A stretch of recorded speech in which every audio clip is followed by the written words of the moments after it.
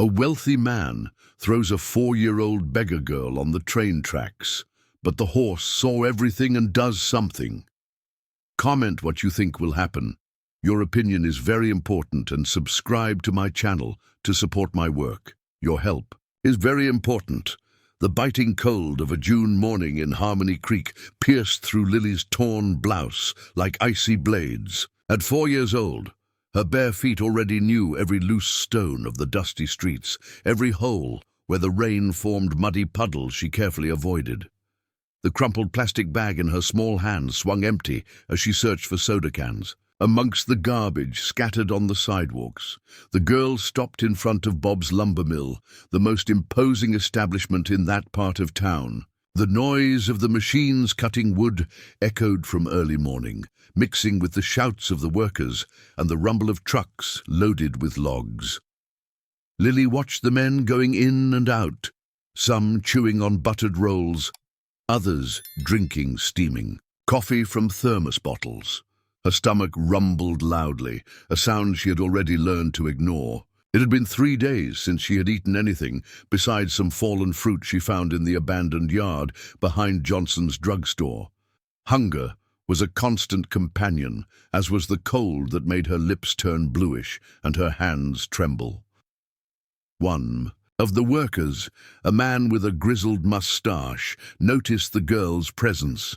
He rummaged through the pockets of his plaid shirt and found some coins, extending them towards her with a kind smile. Lily took 2 timid steps towards the man when a gruff, authoritative voice cut through the morning air. "Get out of here, kid. I don't want any beggars at the door of my business." Bob emerged from the main entrance of the lumber mill like a storm. At 52 years old, he was a portly man, with a prominent belly stretching his blue dress shirt, and small eyes that always seemed to calculate the value of everything around him. His dark hair, slicked back with hair gel, contrasted with the hard expression he carried on his face. "But Mr. Bob, she's just a child." The worker tried to intervene, still holding the coins. "Child or not, I don't want her here bothering my business. Customers get uncomfortable with this kind of thing." Bob approached Lily with heavy steps, making the dirt ground pound under his leather boots. "You heard what I said, girl. Get lost." Lily recoiled instinctively, but her small legs weren't fast enough. Bob's large, rough hand grabbed her thin arm forcefully, leaving red marks on her pale skin. She tried to break free, but he was too strong. "Please, mister," she murmured with a weak voice, her brown eyes filling with tears. "There's no please about it. You'll learn not to come." "Back here!" Bob pulled her towards the tracks of the old railway that cut through the town, a disused railway line that still occasionally received some freight trains. The rusted iron of the tracks gleamed under the weak morning sun. Lily could hear in the distance the faint whistle of a locomotive approaching, a deep sound that made the ground vibrate slightly under her feet. Despair took hold of her when she realized the man's intentions. "Mr. Bob, for the love of God!" shouted the worker, dropping his tools and running after them. But it was too late. With a violent shove, Bob threw Lily onto the tracks. The impact was brutal. Her head hit the iron with a dull thud that echoed through the air, and her small body collapsed onto the rough stones that supported the wooden sleepers. Lily's world turned into a confusion of pain and darkness. She could feel something warm trickling down her forehead, and her legs seemed not to respond to the commands of her brain. The noise of the train was getting closer and closer, and the ground began to shake more intensely. It was then that a white shadow appeared in her blurred vision. From the pasture near the tracks, a horse had witnessed the entire scene. The animal, with fur as white as snow and a mane that swayed in the wind, felt something inexplicable stirring in its chest. Without hesitation, it jumped the low fence that bordered the pasture and galloped towards the fallen girl. Bob, who was already walking away, satisfied with his cruel action, stopped when he heard the sound of hooves pounding on the earth. He turned and saw the horse positioning itself between Lily and the tracks, lowering its head to gently sniff the child's injured face. "Damn animal!" he shouted, trying to shoo the horse away with brusque gestures, but the horse didn't move. It remained there, firm as a rock, protecting Lily with its own body as the train approached closer and closer. Its dark eyes seemed to understand the gravity of the situation, and it whinnied softly, as if trying to wake the girl. The lumber mill worker arrived running, breathless and desperate. "We have to get her out of there. The train is coming." Together with other men who had joined in after seeing the commotion, they managed to carry Lily away from the tracks just seconds before the locomotive passed, leaving a cloud of dust and the deafening echo of its whistle. Bob watched everything from afar, his face red with anger and frustration. He knew he had gone too far, but his pride didn't allow him to show any remorse. Instead, he shouted to the workers, "I don't want to see that girl hanging around my business. Again, if she shows up, I'm calling the authorities." And with those threatening words, he returned to the lumber mill, leaving behind an injured girl, a protective horse, and several witnesses to his cruelty who would never forget what they saw on that cold June morning. Lily woke up slowly, feeling a throbbing pain in her head and a metallic taste in her mouth. The sun was already higher, indicating that she had spent hours unconscious. Her heavy eyelids opened slowly, revealing a blurred and confused world. The first thing she saw was a furry white wall very close to her face. The horse was lying next to her, forming a protective barrier against the cold wind blowing through the abandoned tracks.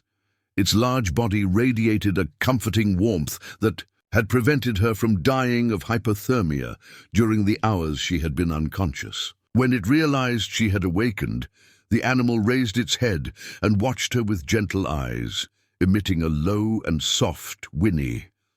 "Horse," Lily murmured with a hoarse voice, reaching out her small hand to touch the animal's soft muzzle. It was the first word she had been able to pronounce since the accident, and she had chosen to call it simply that, horse. The animal seemed to understand that she was trying to communicate and lowered its head, allowing her to caress its mane. It was a simple gesture, but full of meaning. For the first time in months, since her mother Donna had disappeared, Lily didn't feel completely alone in the world. She tried to get up, but her wobbly legs couldn't support her. The blow to the head had affected her balance, and she staggered dangerously. The horse immediately rose and positioned itself next to her, offering its flank as support. Lily clung to its long mane and managed to stand, shaky but determined. The walk to her small shack on the outskirts of town was slow and painful. With each step, Lily felt dizzy and nauseous, but the horse remained by her side, adjusting its pace to match the girl's limping rhythm. When she stopped to rest, it stopped too. When she stumbled, it moved closer so she could lean on it. The small house where she lived was a single room, with mud and wood walls that let the wind in through the cracks. There was no furniture, besides an old mattress on the floor and a dented pot in the corner. Lily collapsed onto the mattress, exhausted and with a fever beginning to set in. Her eyes burned and her body trembled uncontrollably. The horse stood at the door, watching her with concern. It seemed to understand that something was wrong, that she needed care it didn't know how to provide. Throughout the afternoon it remained there, standing guard, warding off with threatening whinnies the few stray dogs that approached. Meanwhile, in the town, Bob was trying to control the damage from his impulsive action. He had spread around the lumber mill that Lily was a troubled child, the daughter of an irresponsible woman who had abandoned her own daughter. He lied shamelessly to his employees, saying that the girl had tripped and fallen on the tracks by herself. "That girl is dangerous," he said to John, his foreman. "Her mother vanished and left her out there wild as an animal. If you see her around here again, let me know.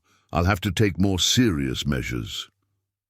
John, a simple man but with a good heart, frowned. He had witnessed part of the scene and knew that his boss's words didn't match what he had seen. But he needed the job to support his family, so he just nodded, keeping his doubts to himself. The news spread quickly through the small town, as it usually happens in places where everyone knows each other. At Mrs. Peterson's store, located on Main Street, the customers were commenting about the orphan girl who lived alone on the outskirts. Alice Peterson, a 63-year-old woman with grey hair always tied in a bun, listened to the conversations while organizing the shelves of her small grocery store. Known for her generosity and sense of justice, she felt a growing unease with the stories that reached her about Lily. "Mrs. Peterson," said Mary Johnson, one of the most loyal customers. "They say that girl, Donna's daughter, is causing trouble in town. Mr. Bob said she's dangerous." "Dangerous?" Alice stopped arranging the cans of sardines and looked directly at Mary. "A 4-year-old child dangerous? What kind of danger can a child that size pose?" "I don't know, Mrs. Peterson, but Mr. Bob said she almost caused an accident on the tracks, that she was giving his workers trouble." Alice shook her head, dissatisfied with the explanation. She had known Bob since he was a child. They had grown up on the same street, and she knew he was capable of a lot to protect his interests. Something wasn't right in this story. While the gossip circulated through the town, Lily spent her first night under the protection of the horse. The fever had worsened, and she was delirious, calling for her mother between low groans of pain. The animal didn't leave the door all night, whinnying softly whenever she woke up startled. Michael Thompson, a 71-year-old retired from the farm where the horse lived, noticed that his favorite animal hadn't returned to the pasture at the usual time. Snow, as he had named the horse 15 years earlier, always returned at the end of the afternoon for the ration of corn and fresh grass. The next morning, Michael decided to look for Snow. A man of simple habits, he always woke up before the sun to take care of the few animals he still raised on his small property. His completely white hair and his well-trimmed beard gave him a wise appearance, and his clear blue eyes still shone with vitality despite his age. Following the horse's footprints in the damp earth, Michael reached the shack where he found a scene that broke his heart. Snow was lying in front of the door, and inside a small, thin girl was burning with fever, mumbling disconnected words. "My God," he whispered, immediately recognizing Lily. He had seen her a few times, scavenging through trash around town, but he had never imagined she lived in such precarious conditions. Michael approached slowly, so as not to scare either the girl or the horse. Snow recognized him and whinnied softly as if asking for help. The old farmer knelt beside Lily and touched her forehead. The fever was too high. "Calm down, little one," he murmured in a gentle voice. "Michael is here now. Everything will be all right." But he knew it wouldn't be that simple. The girl needed urgent medical care, but he also knew that Bob wielded a lot of influence in the town. If he tried to take Lily to the clinic, the businessman could create problems for her and for himself. For now, he would have to take care of her alone, with the silent help of Snow, while he decided what would be the best path to follow. The horse seemed to approve of his presence, and for the first time since she had woken up, Lily stopped moaning in pain, as if she felt that there was finally someone there to protect her. For 3 days, Michael cared for Lily in secret, visiting her every morning before dawn and returning in the late afternoon with home remedies and food. The girl's fever fluctuated dangerously, and several times he feared losing her. Snow didn't leave the door, creating a protective routine that moved the old farmer. "You're an angel on 4 hooves, Snow," Michael murmured, stroking the horse's neck while preparing herbal tea for Lily. "You found her before it was too late." The girl spent most of the time sleeping, waking up only to take small sips of chicken, a broth that Michael brought in a thermos bottle. Her dirty clothes were changed for an old nightgown that he brought from home. and he improvised cold compresses to lower the temperature that stubbornly rose. On the fourth morning, Lily finally woke up lucid, her brown eyes, formerly glazed by the fever, now focused on the bearded and gentle face that leaned over her. Michael smiled, feeling immense relief to see that she had overcome the worst of the crisis. "How are you feeling, little one?" he asked in a soft voice, offering her a glass of warm water with sugar. "Where's my mum?" was Lily's first question, her voice still weak but clear. Her small fingers clung to the sleeve of Michael's plaid shirt with silent despair. The old man's heart tightened. Donna had disappeared 3 months ago, and no one in town knew for sure what had happened to her. Some people said she had run away with a man from another town. Other darker suspicions circulated in whispers. "Your mom is away, honey. But while she's gone, Uncle Michael will take care of you, okay?" Lily nodded slowly, still not fully understanding the situation, but feeling that she could trust that kind-eyed man. Snow approached the window without glass and rested his muzzle on the windowsill, as if he wanted to participate in the conversation. "Horse," Lily said, reaching out towards the animal. It was one of the few words she could pronounce clearly, and it had become the name by which she referred to Snow. "He saved you, you know?" Michael sat on the floor next to her, watching the interaction between the child and the animal. "If it weren't for Snow, you would have gotten hurt much worse." On those tracks. Meanwhile, in the town, Alice Peterson couldn't get the conversations about Lily out of her head. She decided to do her own investigation, starting with the only person who really knew Donna, her cousin, Jane Miller, who lived in the old part of town. Jane, a slim woman in her early 40s who worked as a seamstress, received Alice in her small room filled with fabrics and sewing machines. Her hands worked automatically on an embroidery while they talked. "Alice, it's good to see you. Sit down and have some coffee." "Thank you, Jane. Actually, I came here to talk about your cousin. Donna, do you know anything about her disappearance?" Jane's face closed immediately, and she stopped embroidering. "Alice, this is a very complicated situation. Donna didn't just disappear out of nowhere. She was afraid. Very afraid." "Afraid of what? Of whom?" Jane looked around, as if fearing to be overheard, before leaning closer to Alice. "She found out some things about her land, about the documents. She said someone was trying to take the land where she lived with Lily." "What kind of things did she find out?"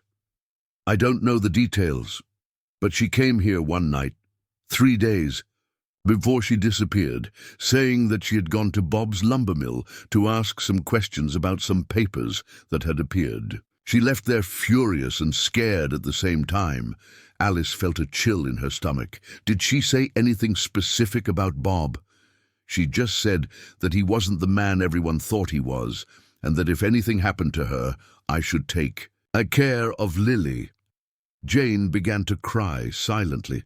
"I tried to convince her to stay here at my house, but she said she was going to look for proof of what she was suspecting, and then she would come back to get the girl." "And since then, no news?" "None. I went to her house the next day and only found Lily alone, with a note saying that her mother would return. I tried to take the girl with me, but she screamed so much that the neighbors started to complain. I thought it would be better to leave her there and go visit her, bringing food and clean clothes." Alice stood up abruptly. "Have you been visiting her?" "I tried, but I haven't been able to for a few days. Every time I go there, there's a white horse at the door, and the girl seems to have disappeared. I thought maybe someone had taken her." The storekeeper left Jane's house, with her mind seething with suspicions and worries. If Donna had discovered some irregularity involving Bob, this would explain a lot about his aggressive behavior towards Lily. She decided that she needed to find the girl and discover the whole truth. That afternoon, while Michael gave Lily a bath with warm water he had heated in his house, the girl began to talk about the events of the last few days. Her words came out mixed up, some clear and others confused, but Michael managed to understand, enough to feel a deep anger growing in his chest. "The mean man pushed me," Lily said, touching the small scar that had formed on her forehead. "Horse protected me." "What mean man, honey?" "The man from the big loud house. He said I couldn't stay there." Michael clenched his fists. There was no doubt that she was talking about Bob. The old farmer had lost his own granddaughter, Marina, 5 years ago, in a drowning accident in the pond on his property. The pain of that loss had never completely healed, and seeing Lily in that state awakened in him a fierce protective instinct. "No one will hurt you again, little one. Uncle Michael promises."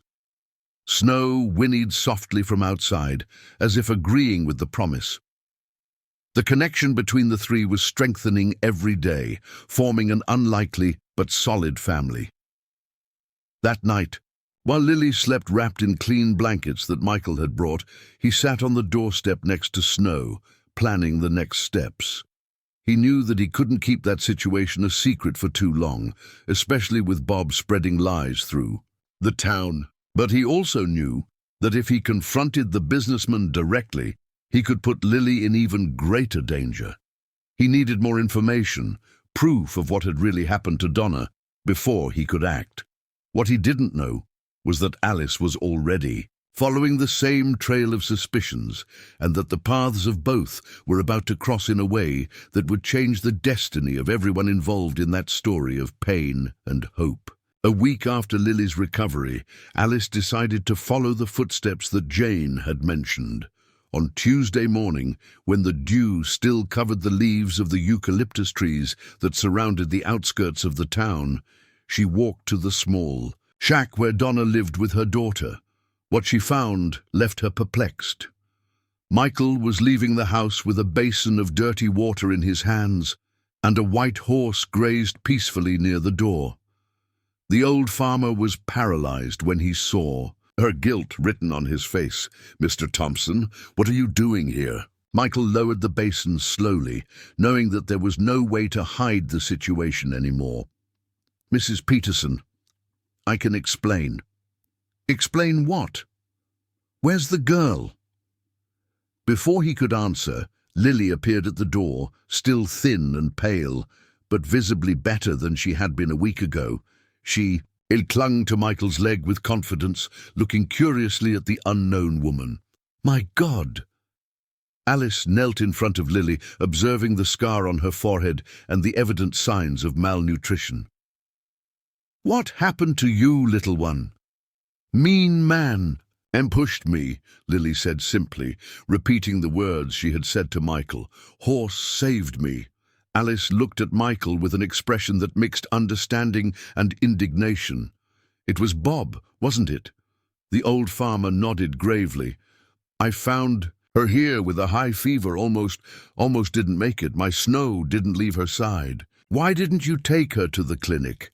Why didn't you tell anyone?" "Because I know how things work in this town, Mrs. Peterson. Bob has a lot of power, a lot of influence. If I reported him, who would believe the word of an old retiree against that of a respected businessman?" Alice stood up, her face determined. "Then it's time for someone to start asking the right questions. Come on, Lily, let's go for a walk." "She doesn't go without Snow," Michael intervened. "Since the accident, she panics if she doesn't see the horse around." And it really was true. When Alice tried to take Lily by the hand a few yards beyond the fence, the girl began to cry and struggle, shouting, "Horse! Horse!" until Snow approached and she calmed down instantly. "All right," Alice said, understanding the situation. "Then let's all go together to my store. I need to better understand what's going on." The walk to town was slow, with Lily riding on Snow for the first time, her small hands clinging to its mane while Michael guided the animal. Alice walked alongside, observing how the girl had developed a total emotional dependence on the horse. When they arrived at the store, Alice prepared warm milk with chocolate powder for Lily and strong coffee for Michael, while the girl played quietly on the floor with some old toys that Alice kept for her grandchildren. The two adults talked in a low voice. "Mr. Thompson, Donna's cousin told me that she had discovered something about Bob before disappearing, something related to the land where she lived. Doesn't surprise me, replied Michael, stirring sugar into his coffee. I've known Bob since he was a boy. He's always been ambitious, always wanted to have more than he could. In recent years, he's been buying a lot of small properties in the area. Bought or taken? That's the million-dollar question, isn't it? At that moment, the door of the store opened, and John, the lumber mill supervisor, came in looking for cigarettes. Upon seeing Lily sitting on the floor, he became visibly uncomfortable. Mrs. Peterson, I didn't know the girl was here. Why would that be a problem, John? Asked Alice, noticing his nervousness. It's just that the boss has been saying she's dangerous, that she causes problems. Dangerous? Alice pointed to Lily, who had fallen asleep leaning against the wall, exhausted from the walk. This 4-year-old child is dangerous? John looked around, making sure there was no one else in the store. Mrs. Peterson, can I tell you something? I saw what happened that day on the tracks. It wasn't an accident. Mr. Bob pushed the girl on purpose. The silence that followed was heavy. Michael clenched his fists on the table, and Alice felt the confirmation of her worst suspicions. Why didn't you say this before, John? Because I need the job, Mrs. Peterson. I have 3 children to raise, and I've worked at the lumber mill for 15 years. But this isn't right. A child doesn't deserve to go through this. And her mother? Do you know anything about what happened to Donna? John hesitated for a long time before answering. I know she went to the lumber mill about 3 times in the month before she disappeared. She always left there very upset, arguing with the boss. The last time, I heard him shouting that she didn't know who she was messing with. John, said Michael, leaning forward, do you think Bob did something to Donna? I don't know, Mr. Thompson. I just know that after she disappeared, the boss ordered the house where she lived to be completely cleaned and renovated. He said he was going to use the land to expand the lumber mill yard. Alice stood up abruptly. Has he already taken possession of the land? Not officially yet, but he's already put a sign there saying it's private property. Alice's indignation grew with each revelation. And no one questions this? No one asks where the legal documents are? Who's going to question it, Mrs. Peterson? The registry office is buddy-buddy with him. The mayor owes him favors. Bob practically runs this town. At that moment, Lily woke up startled, immediately looking for Snow through the window. The horse was tied up outside, and upon seeing her awake, he whinnied softly. The girl calmed down, but still seemed lost and confused. Where's my mum? She asked Alice, her eyes full of tears. Why isn't she coming back? Alice's heart broke. Your mum is traveling, honey. But while she's gone, there are a lot of people who want to take care of you. Michael approached Lily and picked her up in his arms. Let's go home, little one. Snow is missing the pasture. Before they left, Alice grabbed Michael's arm. Mr. Thompson, we can't let this pass. This child deserves justice, and so does Donna. I know, Mrs. Peterson, but we need to be careful. If Bob finds out we're investigating, he might try something worse. Then let's be smart. John, can you help us? The supervisor looked at Lily, who had fallen asleep again in Michael's arms, and made a decision that would change the course of everything. I can try, but it has to be discreet. If the boss finds out I said anything, it will stay between us, Alice guaranteed. For now. When Michael and Lily left the store, with Snow walking patiently beside them, Alice stood watching through the window. She knew she was getting involved in something dangerous, but she couldn't turn her back on a defenseless child. John bought his cigarettes and prepared to leave, but before he turned to Alice one last time. Mrs. Peterson, there's one more thing you need to know. Yesterday, the boss received a call and got very nervous. Then he hung up and said that he might have to solve an old problem that was coming back to bother him. The woman felt a chill. What kind of problem? I don't know, but he said something about she shouldn't have come back. And early this morning, he sent 2 employees to check if there was anyone loitering around Donna's old land. Alice froze. If her suspicions were correct, Donna could be alive and trying to return to get her daughter. And if Bob found out before, they could protect Lily. The night promised to be long, full of difficult decisions and risky plans. 3 weeks had passed since Alice discovered Michael's secret, and the careful routine they had established to protect Lily was working well. The girl had gained weight, her cheeks were no longer sunken, and she could walk longer distances without getting tired. Snow continued to be her constant shadow, and she had learned to ride the horse with more confidence. Michael had officially become Lily's caregiver, with Alice providing clothes, food, and medicine whenever necessary. John discreetly passed on information about Bob's movements, creating a silent protection network around the child. On Thursday morning in September, John arrived at Alice's store with a tense face and sweat on his forehead, despite the morning chill. "Mrs. Peterson, I need to talk to you urgently." "What is it, John? Did something happen?" "The boss received another call last night. I heard him saying that she was getting closer and that he needed to speed up the plans. Early this morning, he sent 3 men to Michael's farm." Alice's blood ran cold. "To Michael's farm? Why?" "He said they were going to check if the old man wasn't hiding anything he shouldn't be. Mrs. Peterson, I think he found out about Lily." Alice wasted no time. She quickly locked the store and ran towards Michael's property, with John following her. The dirt road seemed longer than ever, and with each step her heart beat faster with fear of what they might find. When they arrived at the farm, they saw 3 men cornering Michael near the corral. Lily was riding Snow, hidden behind the horse, who had positioned himself defensively between her and the strangers. The girl cried silently, clinging to the animal's mane. "Where's the girl, old man?" shouted one of the men, a tall, thin fellow that Alice recognized as Joe, one of the goons that Bob occasionally hired for questionable services. "What girl? I don't know what you're talking about," replied Michael, trying to stay calm despite the evident fear in his voice. "Don't play dumb.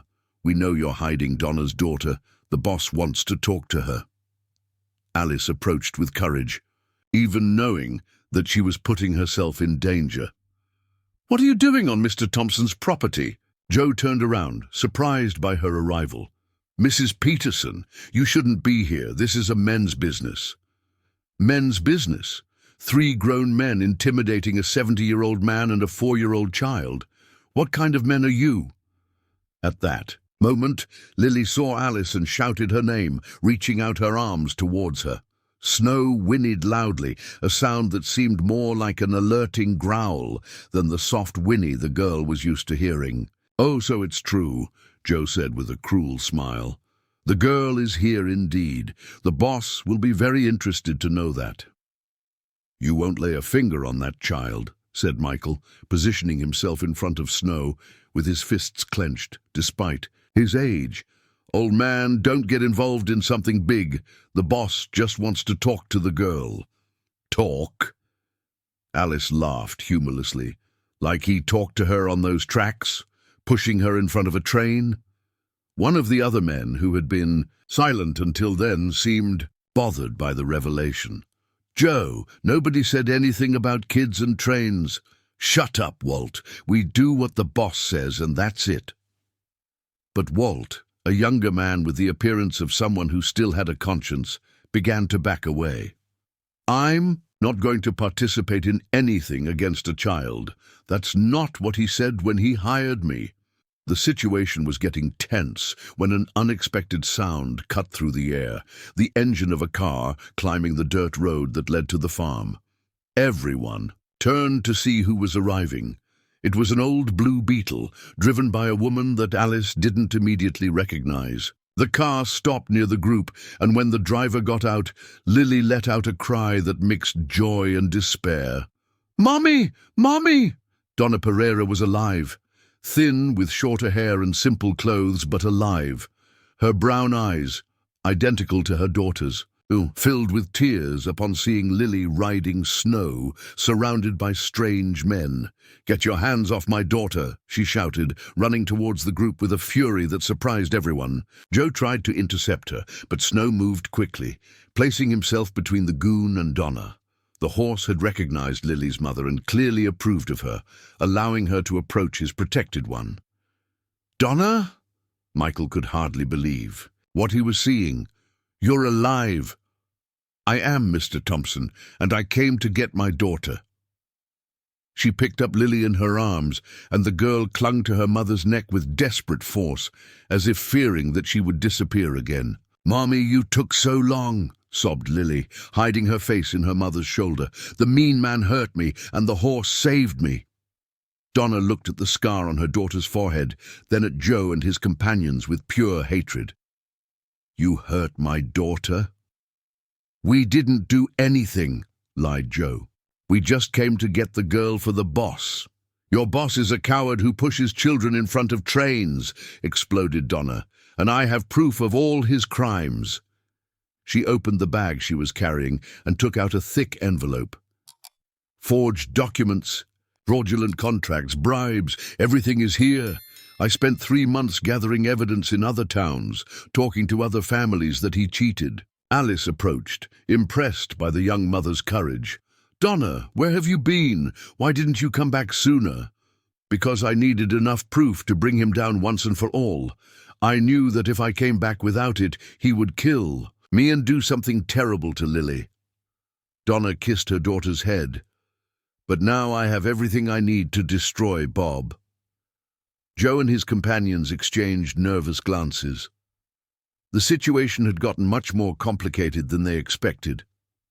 "Look, here, lady," Joe tried, "be sensible. The boss just wants to resolve this amicably." "Amicably?" Donna laughed bitterly. "How is pushing a 4-year-old child on the train tracks amicable?"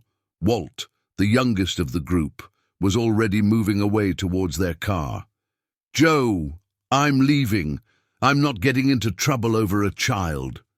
"Walt, get back here!" But the young man was already starting the car engine, clearly regretting having gotten involved in that situation. Joe and the third man were left alone, realizing that they were at a numerical and moral disadvantage. "This won't stay like this," threatened Joe, backing away slowly. "The boss won't like this at all." "You can tell your boss that Donna Pereira is back," she said, raising the envelope with the evidence, "and that this time I'm going all the way." After the goons left, Donna was finally able to hug her daughter properly, crying with relief and guilt at the same time. Lily didn't let go of her mother's neck, as if wanting to make sure she was real. "Mommy, the horse took care of me," Lily said, pointing to Snow. "And Uncle Michael, too." Donna looked at Michael and Alice with infinite gratitude. "How can I thank you?" "There's no need to thank us," said Michael. "The little one brought joy to my life. She reminded me what it's like to take care of someone." "Again," Alice approached, concerned. "Donna, you can't stay here if Bob knows you're back." "I know," agreed Donna, "but now I have a plan, and this time he won't escape." Snow approached Donna and gently rested his muzzle on her shoulder, as if officially returning custody of Lily to her mother. The girl reached out to caress the horse's mane, creating a bridge between her two worlds, the time of suffering she had spent and the hope of the future that was opening up. The next morning, Bob arrived at his lumber mill in the foulest mood his employees had ever witnessed. Joe had told him about Donna's return and her threats, leaving him in a state of controlled panic. Throughout the night, he had plotted a way to definitively resolve that problem. "John," he shouted to his supervisor, "gather all the men. We have a job to do today." John approached reluctantly, knowing that nothing good would come from that. Tone of voice. "What kind of job, boss?" "We're going to pay a little visit to Donna and settle this matter once and for all. She shouldn't have come back." The coldness with which Bob spoke made John feel a chill down his spine. "Boss, maybe it's better to let the lawyers handle this." "Lawyer?" Bob laughed humorlessly. There's no lawyer who can solve what that woman can do to me if she takes those lies of hers forward. No, John, this is resolved today my way." Meanwhile, at Michael's house, Donna spent the morning reviewing all the evidence she had collected during her 3 months of absence. Lily played on the floor with Snow lying next to her, finally relaxed for the first time in months. The presence of her mother had restored to the girl a peace that everyone thought had been lost forever. "Look, Mommy," Lily said, showing how she had learned to braid Snow's mane. "The horse lets me do his hair." Donna smiled, but her eyes remained watchful. She knew that Bob wouldn't accept her return peacefully, and she was preparing for the inevitable confrontation. Alice arrived shortly before noon, bringing fresh bread and milk for Lily. "Donna, I talked to Father O'Malley this morning. He said he can help us take this evidence to the authorities in Springfield, far from Bob's influence." "It's a good idea," agreed Michael, serving coffee for everyone. "Here in town, he has a hand in everything." It was then that they heard the sound of several cars climbing the road. Snow immediately stood up, his ears pricked and his muscles tense. Lily sensed the change in the horse's behavior and instinctively clung to her mother's leg. "It's them," said Donna, quickly putting the documents in a folder. "Michael, is there an exit through the back?" "There is, but it won't do any good. If he came with several men, he must have surrounded the property already." 3 cars stopped in front of the house, and Bob got out of the first, followed by Joe and 5 more men that Alice didn't recognize. The businessman had brought reinforcements from other towns, unscrupulous men who didn't know the local history. "Donna!" shouted Bob, approaching the porch. "I know you're in there. Let's talk like civilized people." Donna opened the door, but remained on the threshold, with Lily hidden behind her. "We have nothing to talk about, Bob. You lost that right when you laid your hands on my daughter. Your daughter got hurt because you abandoned her. I'm not to blame for your irresponsibility." "Liar!" Donna's voice echoed through the property. "You pushed a 4-year-old child on the train tracks, and I have witnesses." Bob laughed, but his laughter sounded forced. "Witnesses? Who's going to believe small-town gossip?" "It's not gossip," said Donna, raising the folder with the documents. "It's evidence.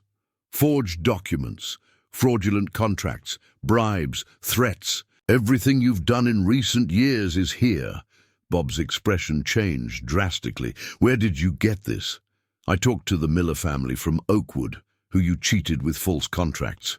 With the Williams from Willow Creek, who lost their farm because of your scams. With Antonio's widow in Harmony Creek, who you threatened when she discovered your lies." Donna took a step forward, courageous. "And they are all ready to testify against you." Bob's face turned red with anger. "You don't know who you're messing with, Donna. I built an empire in this region. An empire built on lies, theft, and intimidation," she shouted back. "But it ends today." It was then that Bob completely lost control. "Get her! And get the girl too. If she wants to play the heroine, she'll learn what happens to those who defy me." The men began to move towards the house, but at that moment several things happened simultaneously. First, John, who had followed the group against his will, shouted, "No! I won't let you hurt a child!" Second, Snow, realizing the threat, positioned himself between the men and the porch, whinnying loudly and rearing his front hooves in an impressive demonstration of protection. Third, and most importantly, a siren sounded in the distance, getting closer and closer. Alice smiled for the first time on that tense day. "You forgot one thing, Bob. Last night, Donna and I went to Springfield to deliver copies of all those documents to the state police. They are coming to get you." Panic took over Bob's face. "That's impossible. I control the authorities in this region." "In this region, yes," said Donna, "but not in Springfield, and certainly not the FBI, who also received a copy of everything." 3 state police patrol cars stopped behind Bob's cars, followed by an unmarked FBI car. 12 armed officers got out of the vehicles, completely surrounding the group of goons. "Bob," said the detective leading the operation, "you are under arrest for racketeering, forgery, fraud, threats, and attempted murder." "Attempted murder?" Bob tried to maintain his composure. "That's ridiculous. We have 3 witnesses of you pushing a 4-year-old child in front of a train," replied the detective, looking at his notes, "in addition to documentary evidence of at least 15 crimes against property." Joe and the other goons tried to flee, but were quickly contained by the officers. One by one, they were handcuffed and placed in the patrol cars. Bob, realizing that he was lost, made a last desperate attempt. "You don't know what you're doing. I'm a respected businessman. I give jobs to half this town." "Were," corrected Donna. "You were a businessman. Now you're just a criminal who will pay for everything you've done." When Bob was handcuffed, something extraordinary happened. Lily, who had remained hidden behind her mother throughout the confrontation, came out of her hiding place and walked to Snow. She mounted the horse with the confidence she had acquired during the weeks of care, and the two positioned themselves where they could clearly see Bob being taken away. "Horse?" she said, caressing Snow's mane. "The mean man won't hurt me any more?" "No, honey," replied Donna with tears of relief in her eyes. "He will never hurt anyone again." When the patrol cars left, taking Bob and his goons, a liberating silence took over Michael's property. It was as if a dark cloud that hovered over Harmony Creek had finally dissipated. In the months that followed, the consequences of Bob's actions unfolded completely. His lumber mill was closed and sold to pay compensation to the families he had harmed. His properties were confiscated, and all land obtained fraudulently was returned to its rightful owners. Donna officially recovered her small property, but decided to accept Michael's invitation for her and Lily to live with him. The old farmer had found in both the family he had lost, and they had found in him the security and affection they needed. Lily grew up strong and healthy alongside Snow, who continued to be her inseparable companion. The girl never forgot the dark period she lived through, but learned that even in the most difficult times, there is always someone willing to protect and care for the most vulnerable. Alice became Lily's unofficial godmother, providing not only supplies, but also the love of a grandmother that the girl had never known. And Bob? He was sentenced to 15 years in prison, lost everything he possessed, and ended his days as a broken and despised man, paying for every act of cruelty he had committed. In the small town of Harmony Creek, justice had finally prevailed, and a 4-year-old girl had learned that even when all seems lost, love and courage can transform suffering into hope and pain into a new chance to be happy.